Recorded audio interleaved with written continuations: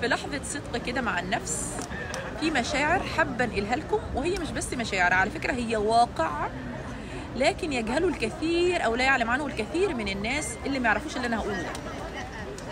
اولا احنا في شهر يناير، حيث الشتاء القارس والامطار و تخيل ان انت في مدينة اسكندرية قاعد على الكورنيش، ده ما بيحصلش. يعني لما اقول مدينة اسكندرية من اجمل المدن العالمية، مش بس العربية، مش خارج كمان الزون العربي بتاعنا، ده واقع وحقيقة. اتس فاكت على فكرة. اسكندرية لما الاسكندر الأكبر جاء يصممها، صممها على شكل رقعة شطرنج، فتلاقيها مدينة منظمة جدا.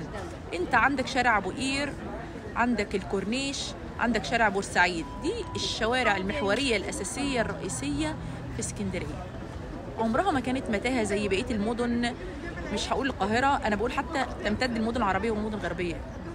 مدينة اسكندرية يا جماعة في الشتاء بديعة، في الشتاء جمالها خلاب، تلاقيها في الربيع ربيع جدا، في الخريف المتعة وحدث ولا حرج، في الصيف حتى صيفها معتدل.